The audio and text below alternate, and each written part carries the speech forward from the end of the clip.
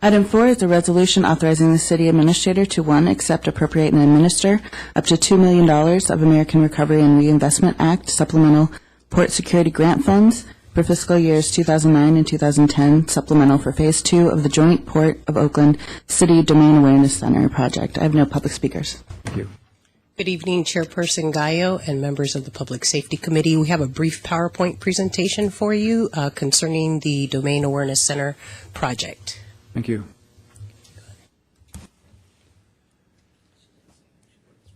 There it is. This is your handout, right? Yes, it is. And there are copies here for the public as well. Yes, my name is Renee Domingo, and I'm the Emergency Services Manager in the Oakland Fire Department Emergency Management Services Division. Thank you. We're going to cover the mission of the Domain Awareness Center, also called the DAC. The advantage of this DAC that we have now in the City of Oakland that we share with the port, the technologies installed and what we're planning for, who all the stakeholders are, a very brief demo, what our work efforts are to date and what our plans are, and then the next steps and how you fit into that.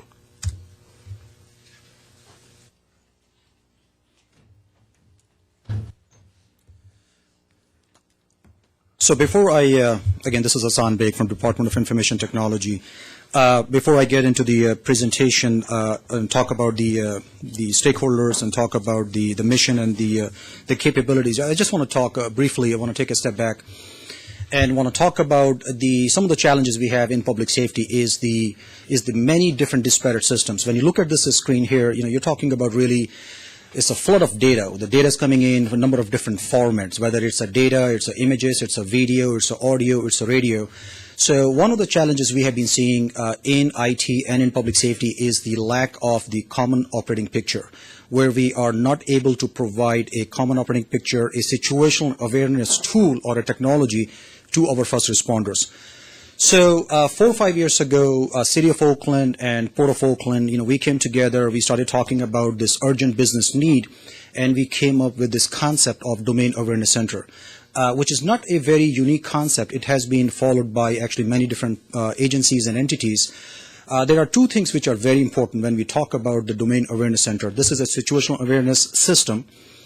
But the focus of this whole thing, the brain of this entire DAC is really the PSIM, P-S-I-M, which is the Physical Security Information Management System. What basically it does is it integrates all these different data sources you are seeing here, like whether it's a shot spotter, it's our GIS system, it's our CAD system, it's our vehicle location system. So we, as a part of this implementation of this DAC, we are able to implement this PSIM, this Physical Security Information Management System, and what it does is basically integrates all these different systems. It provides the capability, so we are adding this new capability for our law enforcement, for our firefighters, for our command staff, for our executive management decision makers, to have this capability that they can take a look at it, what the situation is, what the incidents are, what is the gravity of the incident, really getting the real-time information about that incident. The mission of DAC is, as you can see in this image, it's a joint effort between Port of Oakland and City of Oakland. It is situated at the EOC, Emergency Operations Center. But it provides the capability for us to link all of our state systems, regional systems, and the national systems. Not only just the systems owned and maintained by OPD and fire department. So this is a centralized decision support system. It also, of course, provides the more effective incident response systems. It is the real-time statistical incident monitoring. It is going to link all of our different systems. It is going to provide the capability to also have the interoperable communication system. Going to the next slide, what we have is, and we will go into the more detail when we do the demo. Here we are showing 4 different screenshots. One is basically providing the capability of the video analytics. This is something which is becoming very common, having the capability of the license plate recognition or having the capability of the image recognition. So you can see here, we are showing the 4 different cases. One is the active alarm monitoring, where the alarms are happening in the Domain Awareness Center. These analysts will have the capability to take a look at it. If there are any sorts of alarms, any sorts of activities, any kind of shot spotter related events happening, and linking that information with LPR, with the CAD data, with the fire data, that will really just provide them more capability. They will be more effective in communicating with our officers. Same thing with the statistical information. You can see on the citywide, crime view data sharing. This capability will be integrated into the Domain Awareness Center also. And this will provide not only the real-time information, but also the trend, looking at the hot spots, looking at the different areas, different zones, and overlaying and mapping the information with the shot spotter and the assets available for those officers or the firefighters. Here, I don't know if Chief White can talk a little more. Good evening, Chairperson Gallo and Public Safety Committee. My name is Darren White. I'm the Battalion Chief of Special Operations for the Oakland Fire Department. The slide that you have in front of you gives a depiction of what might happen and how the DAC can benefit first responders who respond to an incident such as what occurred at the Interstate 580 exchange approximately 4 or 5 years ago, and again on Highway 880, where we had to go into an extended operational period response and activate the EOC either partially or fully. The Domain Awareness Center will provide a common operating picture for all first responders, and it's an immense time-saving tool. Those members that roll out initially to respond to an incident such as this, whether it be the battalion chief, who ultimately is the incident commander, the first responding units, our dispatch supervisor and personnel, the California Highway Patrol, and other persons will be able to see and have real-time situational awareness as they're en route to an incident, as opposed to waiting through traffic or the time that it takes to actually arrive on scene and summon additional resources. So the time-saving feature, the common operating picture, the situational awareness, that all translates into actual savings in time, resource request, recovery ability. The faster we can get resources and personnel to the scene of an incident means that ultimately we're able to address potential situations that might have a local, regional, or long-term interruption on commerce. So our recovery efforts are definitely increased by the use of the Domain Awareness Center and its capabilities.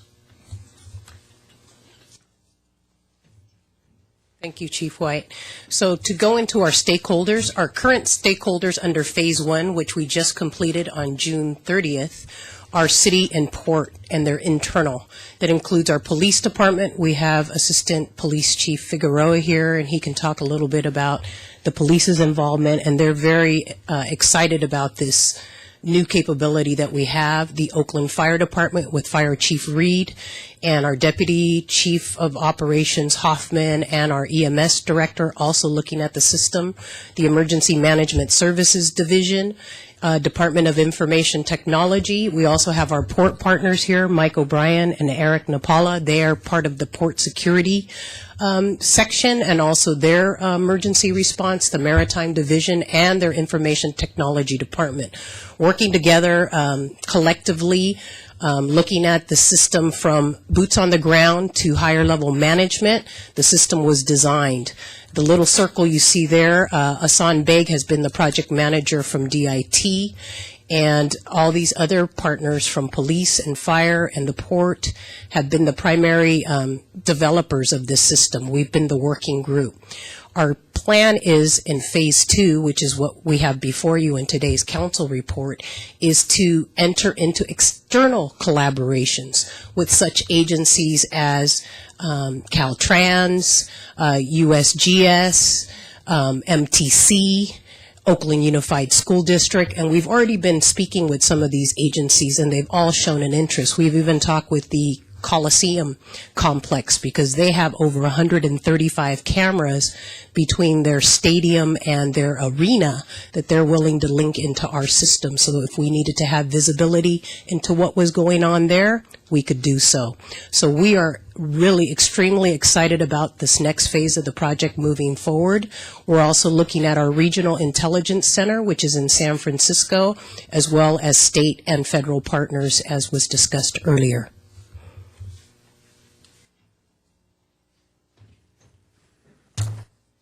Good afternoon, Chairperson Gallo and Public Safety Committee members. My name is Tasso Zografos, and I'm with the firm SAIC. I'm the project manager working on the DAC project for Phase 1 and looking to work for Phase 2 as well. I have a couple of video clips that will help maybe present some of the capabilities of the program here.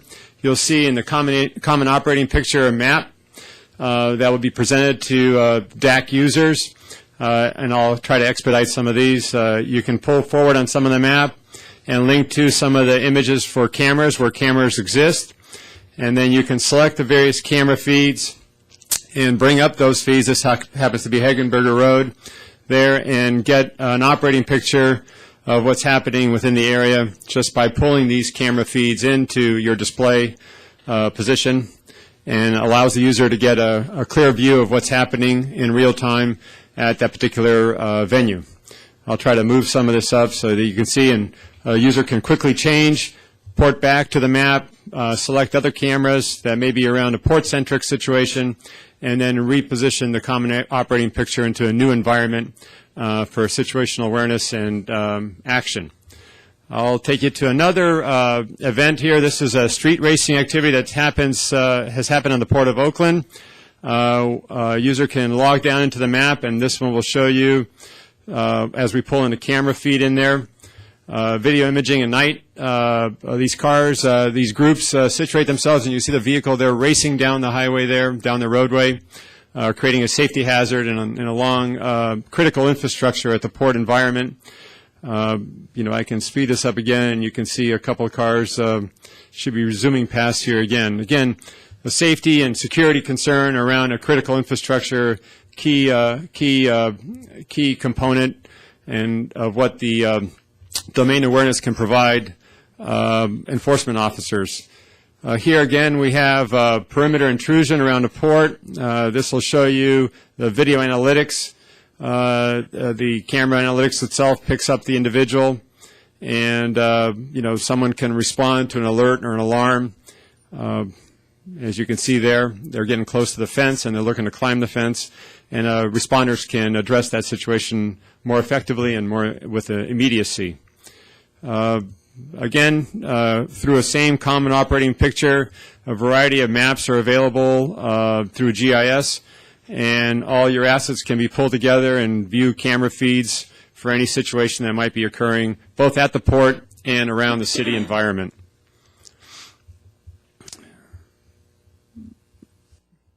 We can also pull in NOAA feeds for any weather alerts or any other tide warnings, and also can pull in other information accessible from the web. And so these are a menu of items that can be located on the left-hand side for the users.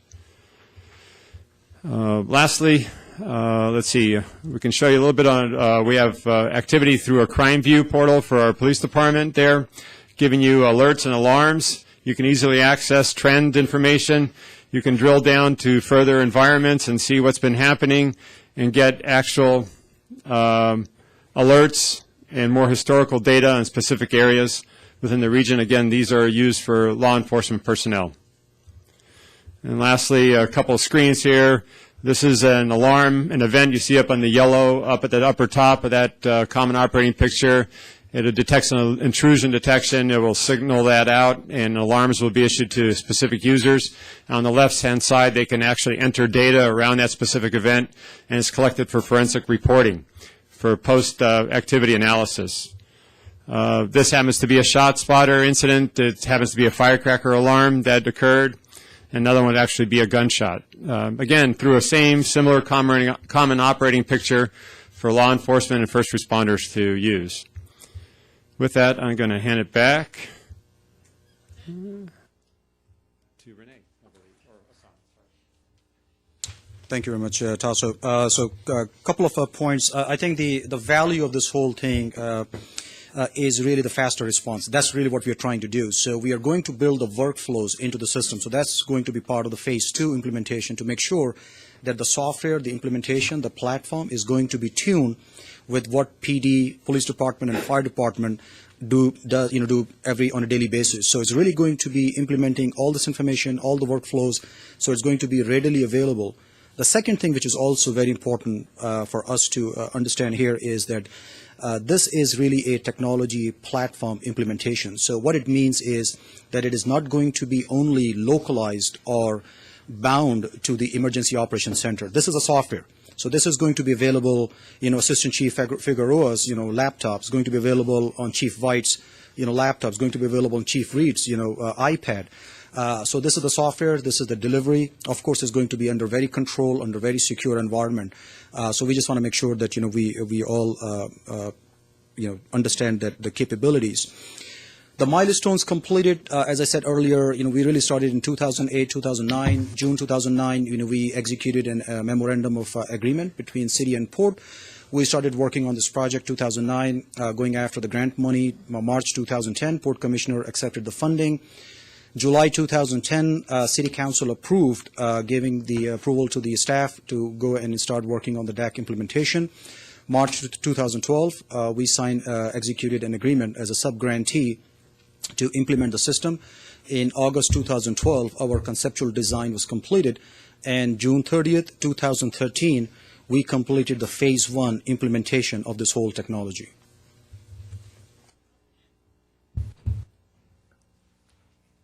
So this is basically what Ahsan has covered with you in terms of where we've been and where we completed on June 30th. What we're here to discuss with you and get your approval for is for full DAC implementation, which will occur under Phase 2, which will be for another 12, well, we actually only had about 4 months to implement Phase 1, the actual construction. For those of you who have gone to the EOC after June 30th, you've seen the new video wall and the new technology. If you have not, we will be setting up tours to have all of the city council members, the mayor, and executive staff come through there to actually really see the totality of what we've established. We've also established a room that's for the Port of Oakland that has the same functionality that our main situation room has, so that if there is something that impacts the port or it's port specific, they have an area where they can come to and work.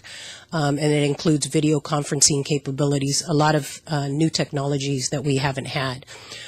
Phase 2 is about more system integration and getting our more external partners to be part of the system, because the more partners we can get, the better the system will be in terms of information and situational awareness and a common operating picture.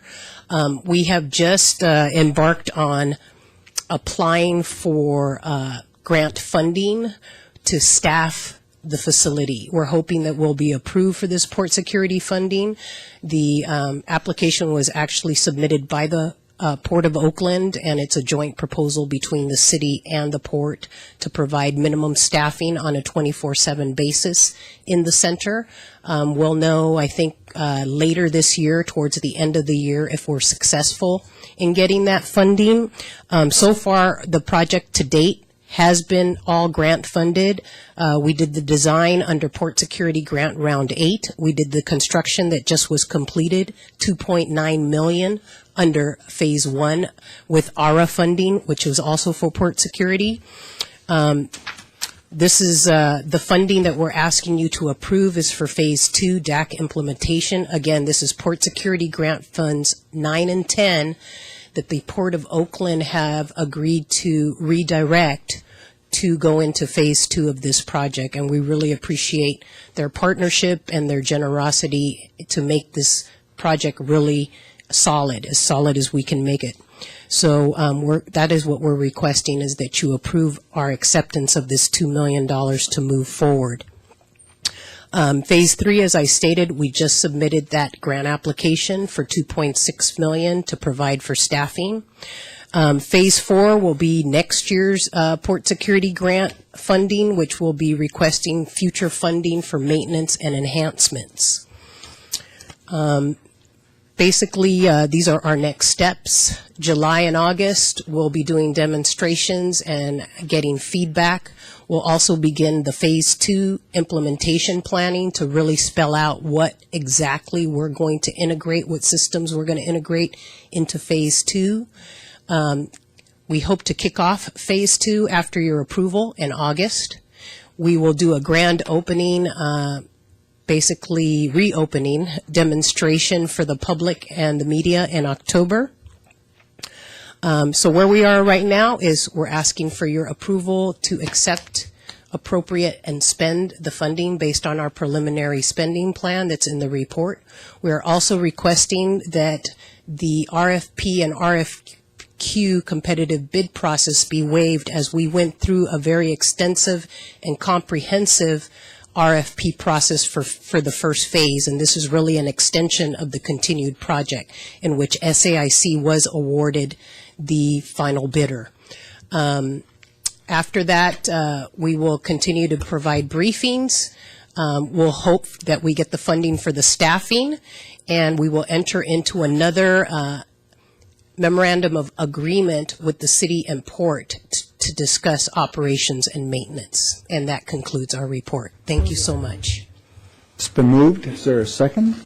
Are there any questions from the council members? All right, Councilmember McElhaney. The grant source, this is federal money? Yes, Are it there is. any sequestration impacts that you're expecting? Not to my knowledge. I would defer to the Port of Oakland. No, not to your knowledge either. Nice. And then I'm just looking at the demonstration.